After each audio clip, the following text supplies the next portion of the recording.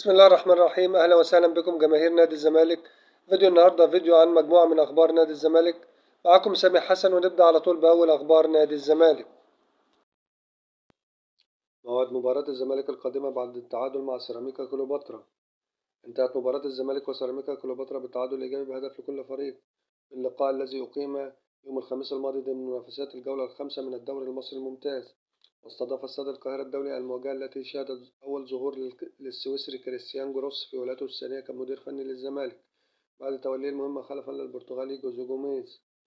افتتح إسلام عيسى التسجيل لسيراميكا كليوباترا في الدقيقة 13 بعد استلامه تمريرة مميزة من محمد عادل ليسدد كرة قوية داخل الشباك. وجاء التعادل لصالح الزمالك في الدقيقة 20 بعد عرضية من كونراد مشلاك حاول محمد عادل إبعادها ولكنه وضعها في مرمى فريقه بالخطأ. بهذا التعادل رفع الزمالك رصيده إلى 10 نقاط ليحتل المركز الثاني في جدول ترتيب الدوري المصري الممتاز، بينما استقر سيراميكا كليوباترا في المركز الرابع برصيد 8 نقاط. موعد مباراة الزمالك المقبلة والقنوات الناقلة. يلتقي الزمالك مع نظيره طلائع الجيش في المباراة المقبلة يوم الثلاثاء القادم الموافق 24 ديسمبر الجاري ضمن منافسات مسابقة الدوري المصري الممتاز. القناة الناقلة لمباريات الزمالك في الدوري المصري الممتاز تنقل قنوات أون تايم سبورت مباريات الزمالك في الدوري المصري الممتاز مع وجود استوديو يضم كوكبة من نجوم الكرة المصرية. طبعا بقى يا جماعة، احنا شفنا مباراة الزمالك وسيراميكا كليوباترا امبارح. طبعا عشان نتكلم بإيجابية وحقانية، فريق سيراميكا كليوباترا يعتبر من الفرق اللي هي بتقدم كورة جمالية، كورة ممتعة، وكورة فيها تكتيك، وكورة فيها مهارة. بصراحة سيراميكا كليوباترا من أكتر الفرق اللي هي بتقدم كرة حديثة. طبعا في ناس زعلانة كتير على النتيجة، إن الزمالك اتعادل مع سيراميكا كليوباترا، وكان على فكرة ممكن النتيجة تبقى غير كده كمان. ممكن الزمالك كان يخسر من سيراميكا كليوباترا لسببين. أول سبب إن الزمالك اللعيبة بتوعه ما كانوش، من وجهة نظر أنا الشخصية، ما كانوش مهيئين نفسهم نفسيا للمباراة، أو مش حاطين سيراميكا كليوباترا إن هو الفريق القوي اللي هو ممكن يعني إن الزمالك كده كده هيقدر يكسبه في أي لحظة. طبعا وده ما حصلش على أرض الواقع.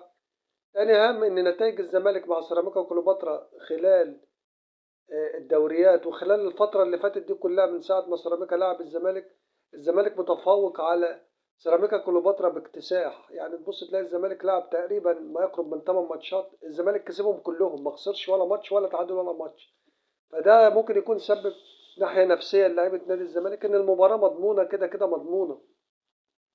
إنما إحنا لما نيجي نحسبها على أرض الواقع ونتكلم عن فريق سيراميكا كليوباترا، فريق سيراميكا كليوباترا فريق منظم جدا، ومفيش لاعب بيكسل في الملعب. معدلات اللياقة البدنية للفريق مرتفعة جدا، يعني بتبص تلاقي مهاريا اللعيبة كلهم فرديا وجماعيا كويسين، اللعيبة كلها كويسة.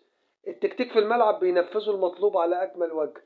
واحنا مش هنروح بعيد، لما سيراميكا لعب الأهلي في مباراة السوبر المحلي، لما لعب الأهلي والزمالك لعب بيراميدز، سيراميكا بصراحة كان غسل الأهلي شوط أول وشوط تاني.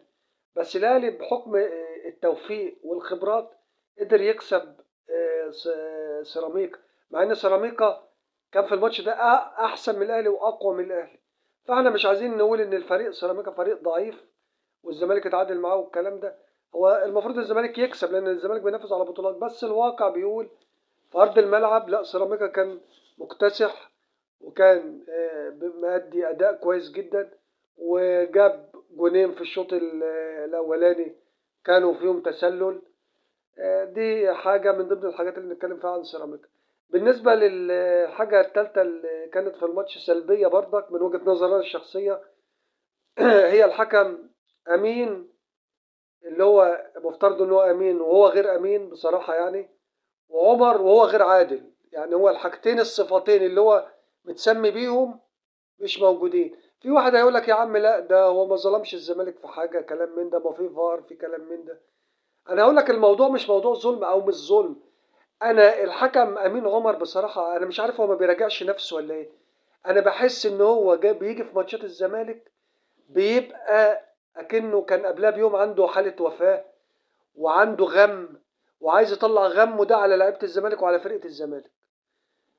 يعني عصبيه زايده، فاول للزمالك، مثلا في تاكلينج وفي عنف على انكل من ورا، ما يجريش يدي انذار.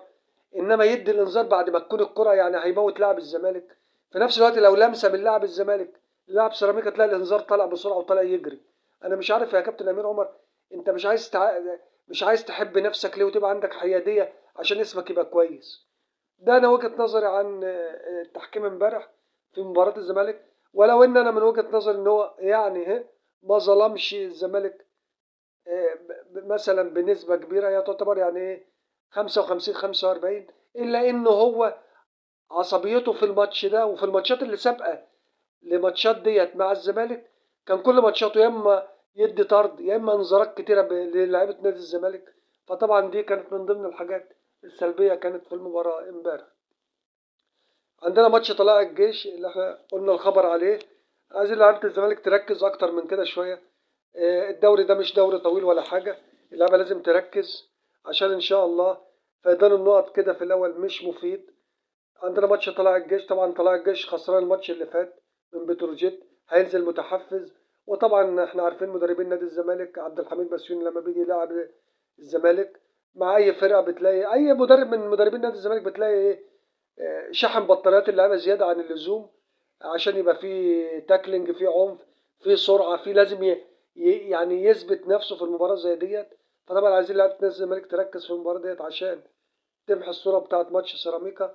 وان شاء الله بالتوفيق لنادي الزمالك. وشكرا لكم على حسن المتابعه، والسلام عليكم ورحمه الله وبركاته. الخبر ده بتكون نهايه الفيديو بتاعنا. شكرا لكم لحسن المتابعه، والسلام عليكم ورحمه الله وبركاته.